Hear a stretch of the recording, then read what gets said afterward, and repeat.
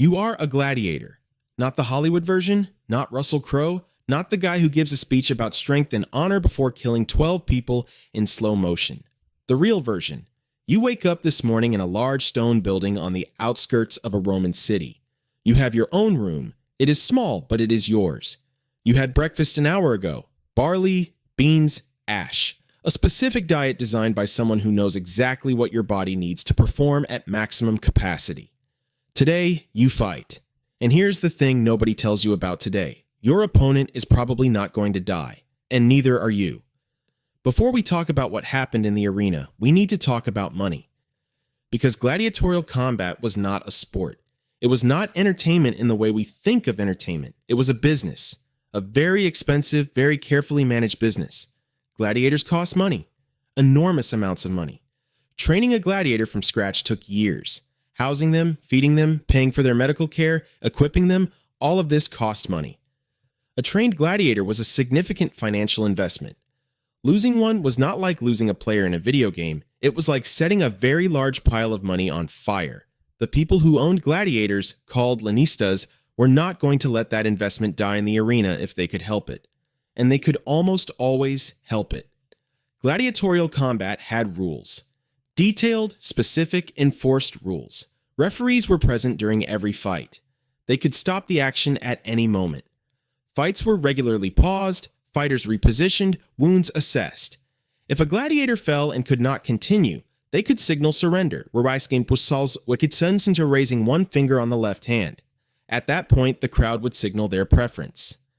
Thumbs in various configurations, the exact historical gesture is still debated, and the editor, the official presiding over the games, would make the call. Here is what actually happened most of the time. The loser was allowed to leave, alive. Historical records suggest that somewhere between 1 in 5 and 1 in 10 gladiatorial bouts ended in the death of the loser. The rest ended with a defeated fighter leaving the arena under their own power, or being carried out, treated, and returned to the ludus, the training school, to fight again. 1 in 5 to 1 in 10. In a sport that Hollywood has convinced you was a constant slaughter. This is the part that seems counterintuitive until you think about it for 5 seconds.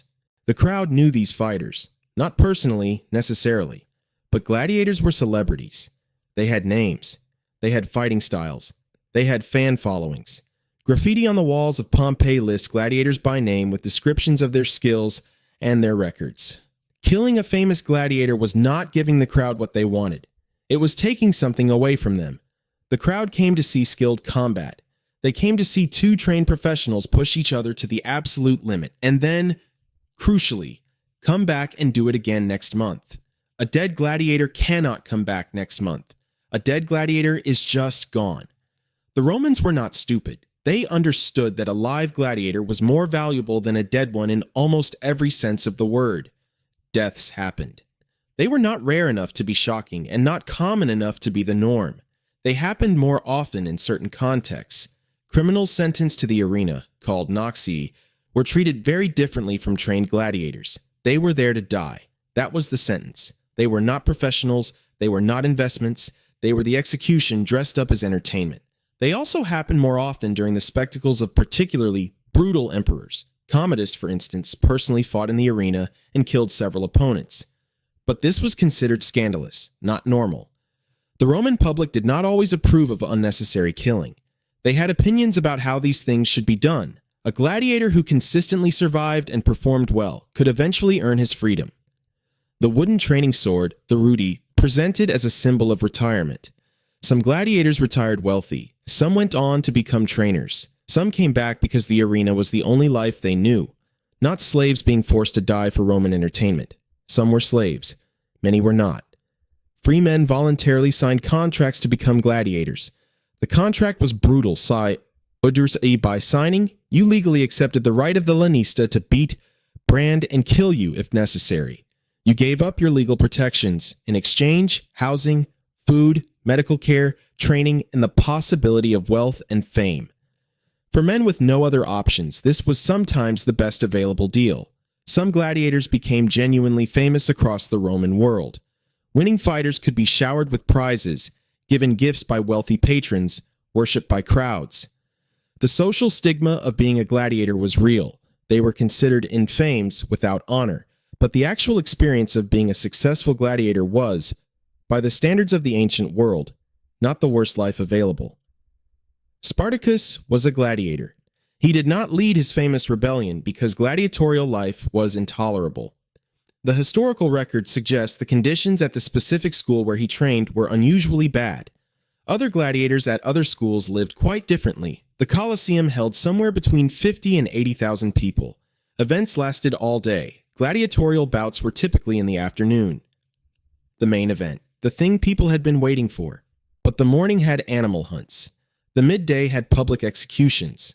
By the time the gladiators came out, the crowd had already watched several hours of spectacle. The gladiatorial bout was the skilled part, the part requiring training and expertise and years of preparation. The crowd recognized this.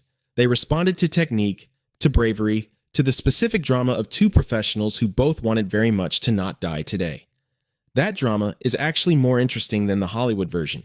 Two people in the arena, both trained for years, both understanding exactly what the other is capable of, both trying to win without dying, both knowing that if they perform well enough, even in defeat, the crowd might send them home alive.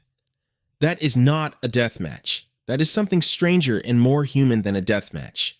You wake up this morning in your room in the Ludus.